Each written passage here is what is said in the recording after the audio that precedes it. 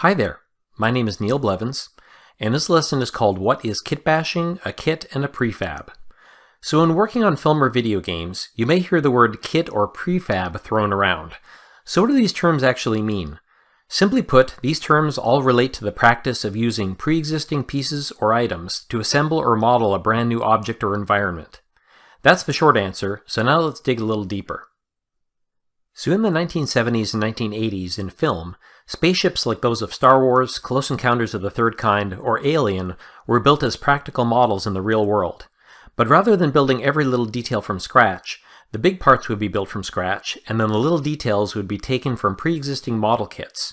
So you'd go to your local hobby shop, purchase 10 World War I or World War II tank and airplane kits, and then remove the little pieces from the sprue, which is the frame that the kit pieces were attached to, and then glue the little pieces to your model and then paint over top, and voila, you get the ship from Alien. So this technique became known as kit bashing, since you were taking bits of a kit and bashing them together to form something new. Think of it a little like Lego. You're using pre-existing pieces to make a new design. In a similar fashion, the earliest sci-fi films didn't have the budget to build every single thing from scratch, and so while a few props might be manufactured specifically for the film, most of the objects came from our own real world. A great example of this is the futuristic chairs in the film 2001 were actually the Djinn chair by Olivier Morgue, which you could purchase for your home or office. So there's a long history in film of getting a bunch of props together and using pre-existing props or parts to make new things. This is where the term prefabs comes from. It stands for prefabricated. You're building something new from stuff that's already been fabricated.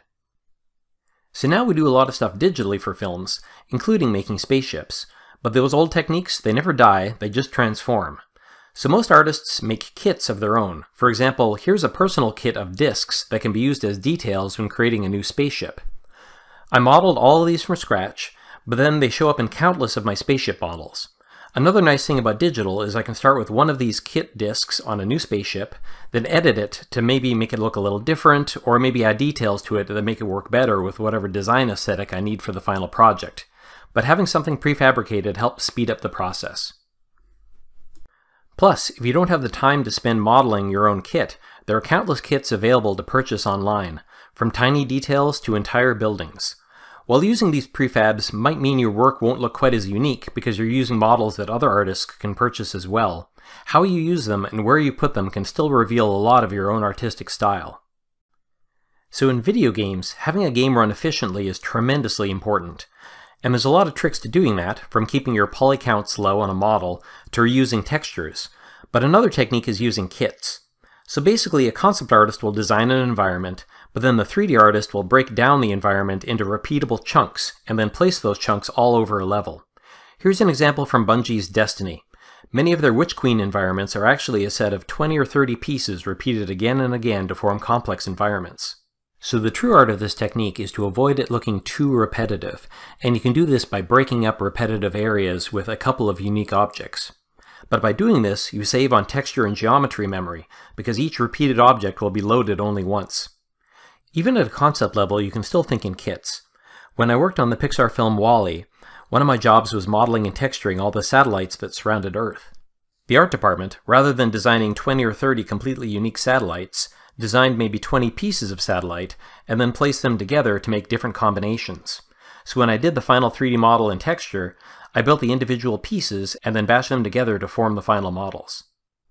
So whether you call it kit bashing, a kit, prefabs, or any other of a dozen other similar names, the basic idea is take your pre-existing pieces and build something new with them to save time and money. A really common practice in the film and video game industry, so hopefully you can find a way to incorporate it into your own workflow. So thank you very much for watching. I hope you've enjoyed this short video. And if you want other videos like this, please go to neilblevins.com and go to the art lessons section. Or if you want to be notified the next time I post a new video, please subscribe to my YouTube channel. Thank you very much.